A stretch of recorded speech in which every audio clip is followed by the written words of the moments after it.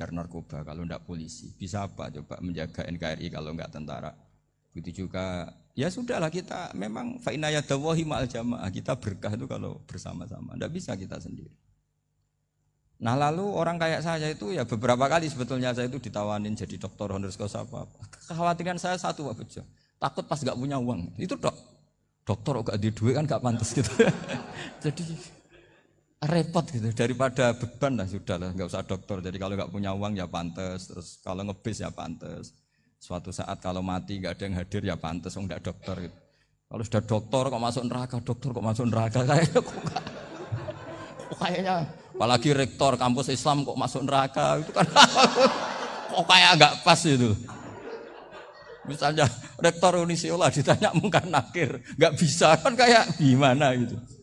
Makanya harus sering ngaji saya supaya enggak malu di depan mungkar nakir. Masa rektor ditanya mungkar nakir enggak bisa. Harus berani bentak. Ini saya rektor loh Pak mungkar nakir. Masa. Kalau wali-wali dulu berani. Masyhur di cerita wali-wali ditanya marabbuka manabuka. Saya ini guru tauhid. Kok kamu tanya marabbuka manabuka yang ngotok. Kamu enggak pernah ngaji enak aja tanya. Jadi wali-wali itu ya rileks ngadepi mungkin. Saya akan rileks wali di Bang Pak Rektor. Saya yakin itu. Karena wali itu lebih dekat Allah. Sehingga orang dulu itu saya ulang lagi ya, ada satu kearifan namanya hidup itu apa? Hidup itu adalah cari sebanyak mungkin supaya hidup itu tidak tergantung pada banyak hal. Sehingga misalnya cara berpikir orang-orang modern itu sebenarnya banyak orang-orang ilmuwan yang nggak ngagumi Amerika. Bukan karena angkuh ndak. Untuk mempertahankan kebesaran negara sebesar itu, kebutuhan listriknya besar, kebutuhan tentaranya besar, kebutuhan apa. Sementara negara kayak Venezuela atau Swiss kebutuhannya ada banyak. Pertanyaannya, yang tergantung dengan banyak hal sama yang tidak tergantung banyak hal, itu pinter mana? Kalau dibalik pertanyaannya gitu, negara-negara maju itu tidak keren kalau dibalik pertanyaannya. Orang yang untuk mempertahankan eksistensinya banyak, butuh banyak hal, dengan yang tidak butuh banyak hal, itu pinter mana? Orang yang bahagianya nunggu jadi dokter, nunggu jadi kiai besar, kiai viral, dengan orang yang bahagia cukup dengan ngopi, itu pinter mana? Tapi kalau dibalik pertanyaannya, orang yang tahunya nikmat hanya kopi, dengan nikmat yang banyak, pinter mana? Makanya Mbah Mun tuh kalau guyon itu lucu. Aku iku sakake ambek wong desa sing mlebu swarga. Saya dulu gak mlebu swarga kok disakeni. Akhirnya beliau memberi penjelasan. Wong desa iku roe pakanan enak, iku mau kopi mbek uduk. Lah swarga iku mau nuruti sing dikarepno. Akhirnya wis mau mangan, wis ngopi, nguduk, ngopi ora roh pakanan liyane ku ora roh. Nasi mandi ya ora roh, pizza ya ora roh apa-apa. Terus saya bilang, wah lah niku nak nganti selera tentang wanita cantik. Iku juga sederhana. Rontok pesek ya wis cantik, rontok ireng ya wis. Apa bidadarinya seperti itu karena saking enggak pengalamannya. Jadi surga itu kan nuruti apa yang diinginkan. Kira-kira keinginan orang kampung kalau di surga itu apa coba? Makanan apa coba? Ya nak senengnya ketemel gemblong gitu. Artinya malaikat lebih suka nangani surganya orang-orang kampung di Bang Pak Rektor. Ini sudah ribet ini. Makanan apa saja sudah dicoba. Ya.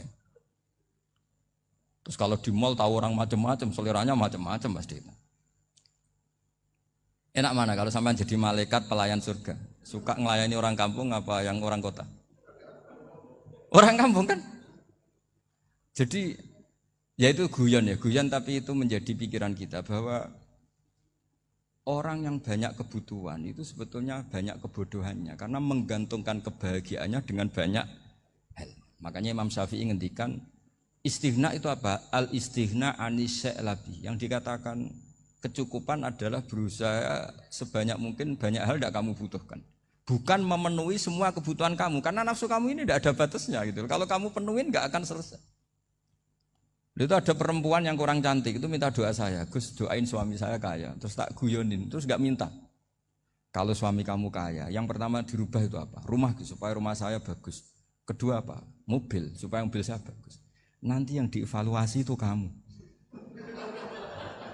Mobil bagus, Alphard, rumah mewah, istrinya kamu pasti itu dievaluasi. Langsung enggak usah.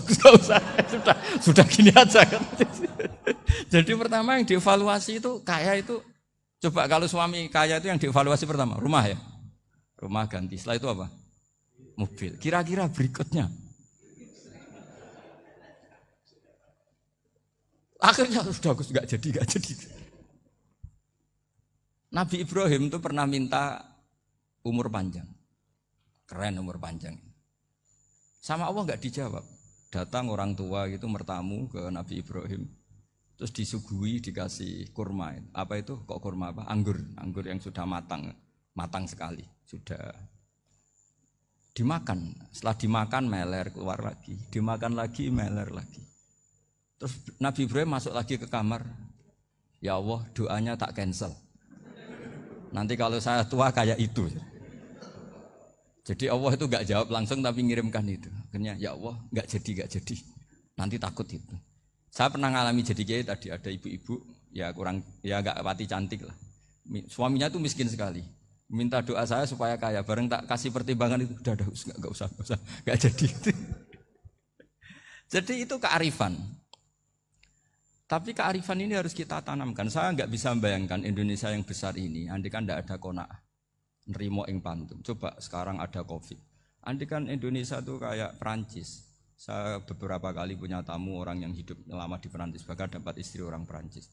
Itu dulu enggak begitu mencintai Indonesia. Tapi setelah di Perancis 2 tahun, wah Indonesia hebat. Di Perancis itu kata dia kalau cerita, semua kebutuhan masyarakat itu dibebankan ke negara. Apa saja minta negara, apa saja nyoal negara.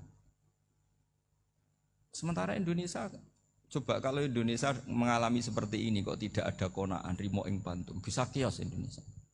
Orang miskin nyalahkan negara, kelaparan nyalahkan negara, apa saja. Tapi barokahnya dididik kiai, jogeman nyalahno wong liya. Urip pun romo ing pandum, diame. Sampai enggak ngerti kalau Covid. Banyak tuh orang-orang kampung itu, orang lugu-lugu itu. Mbah niki saking Covid, salam ning Covid muga-muga umure panjang.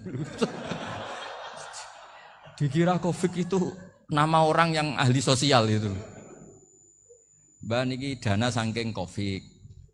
Matur nuwun sampekno salamku muga-muga umur panjang. Bingung kan yang nganterin ini. Ini gimana yang mau menjelaskan? Memang enggak paham. Ribet kan. Tapi saya pastikan bahwa dengan keadaan seperti ini kita bahagia, kita stabil, itu jelas barokahnya kalimah tadi, moto tadi atau pegangan hidup tadi. Makanya disebut al-ibarat qutun li'ailatil mustami'in, bahwa redaksi atau kata-kata atau pegangan atau filosofi hidup, apalah namanya itu adalah penyemangat. Penyemangat. Karena kata-kata ini memang luar biasa. Ketika sahabat perang demi kebenaran, zaman itu ya pasti benar karena yang dibela Nabi. Dulu itu kan enak zaman Nabi, yang dibela mesti benarnya, musuhnya mesti salahnya. Sehingga dulu itu memang harus tegas. Kalau sekarang mau tegas gimana? Yang kamu bela tidak mesti benar, musuhnya tidak mesti salah. Ribet kan kalau misalnya saya tukaran sama Pak Rektor, kamu mau bela mana kan bingung. Saya tidak mesti benar, saya tidak Nabi. Pak Rektor apalagi tidak mesti benar lagi kan? Ribet kan? Jadi kalau kita mau perang sekarang itu mau pede gimana? Enggak.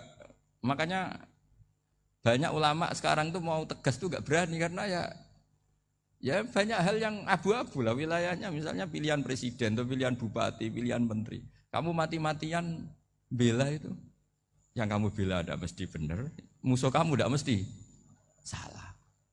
Misalnya pilihan bupati, wah ini kabupaten ini baik kalau bupatinya ini, yang satu bilang ini, terus tim suksesnya kamu tanya, kamu yakin? Ya tidak juga. Lah kenapa semangat? Kan saya botohnya, paling alasannya ya itu aja, bukan yang lain. Beda dengan zaman Nabi, nabinya mesti benar, Abu Jahalnya mesti salah, kan enak aturan mainnya jelas. Singkat cerita dalam perang itu banyak sahabat yang ngalami luka, ngalami apa gitu. Kemudian curhat ke Nabi, ya Nabi gara-gara derekkan jenengan, ngikuti jenengan saya harus ngalami seperti ini. Ngiranya orang itu diapresiasi sama Allah keluarnya. Ternyata sama Allah enggak diapresiasi. Malah diturunkan ayat intakunu ta'lamuna fa innahum ya'lamuna kama ta'lamun wa tarjuna minallah malah